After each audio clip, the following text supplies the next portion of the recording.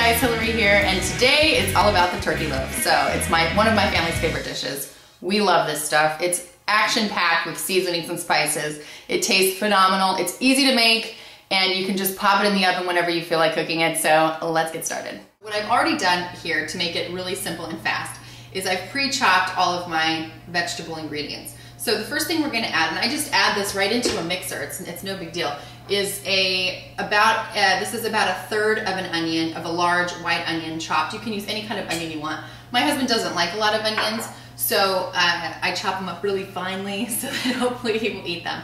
And usually he does. I've also chopped up 2 cloves of garlic, and I'm just going to add them straight in there. And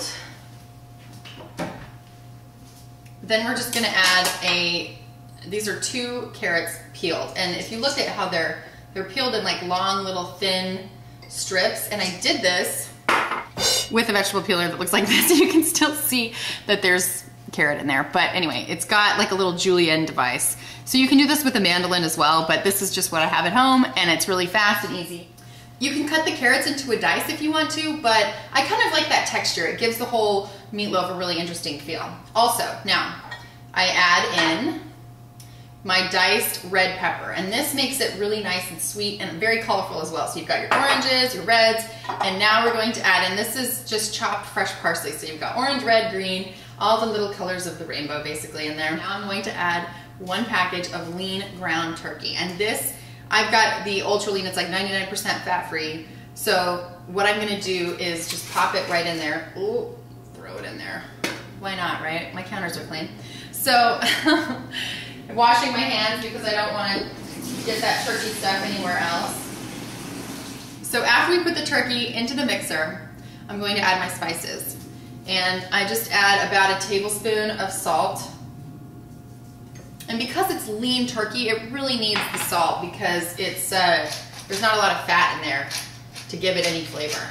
And then I give it a good, probably, I don't know, about 1 teaspoon of black pepper.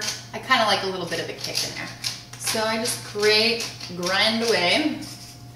Then 1 tablespoon of ground mustard. This is the kind I like. It's the Engelhofer stone ground. You want to make sure, you can buy whatever brand you want, but you want to make sure it's the one that has the little like whole mustard seeds in there. That's the really good one. Do about 1 tablespoon of mustard. As you can see, I've used this particular mustard a lot. And now just 1 tablespoon of Worcestershire sauce. So it's lots of really good seasonings in there. Really good and tasty. All right, so now you've got to add the binder. And here's the deal. If you've got really lean meat, you need to add 2 eggs. And these are also relatively small eggs. So add 2 eggs so that it's got something to really bind it together. If you buy the turkey that's just lean turkey, it's not the 99% fat free, you can probably get away with just adding 1 because it's got the fat in there to kind of bind it. All right, so now we just mix. Nice and easy, right? I'm gonna wash my hands. Almost done. Whoa, wrong way, right? And we're done. So now I like to take this mixture into 2 different loaf pans. Not necessarily different types of loaf pans, that's just what I have. But just 2 loaf pans. I think I hear my baby waking up, so this is why we can do this fast. Then what I'm gonna do is divide it into 2. Just because this, I find with the turkey, depending on your oven, it can sometimes cook slower or can tend to be raw in the middle if you do like a big thick loaf of meat. So I like to just make sure that I divide it in half. So now that I've put them into 2 loaf pans, you can see this is about as pretty as ground meat is ever gonna look, right? Lots of colors in there. And now for the final touch, I'm just going to add a little bit of panko breadcrumbs. And panko breadcrumbs, you can find them pretty much anywhere. They're basically Japanese breadcrumbs. They're light, fluffy, a little more crispy than regular breadcrumbs.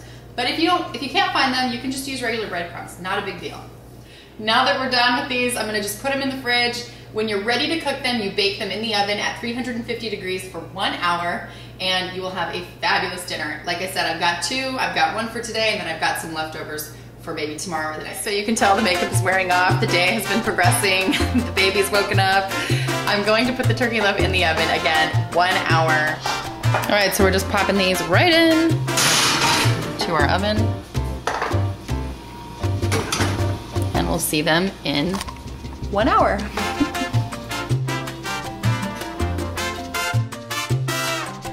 All right, so the turkey loaf is finished, and you can see that there's a nice crisp crust around the top where the panko breadcrumbs were, and we're gonna take it out and give it a little taste. Well, I'm ready to taste my turkey loaf, and what I decided to do was serve it up with some fresh steamed broccoli and some green beans, and I'm just going to season it with a little bit of lemon juice. It always brings out the flavor and the nutrients. And then also a little bit of Parmesan cheese. Fresh Parmesan, nothing like it. And now it's time to taste it. Here we go. It's so flavorful because of all the stuff I added to it. So for more information like this, visit healthgirltv.com.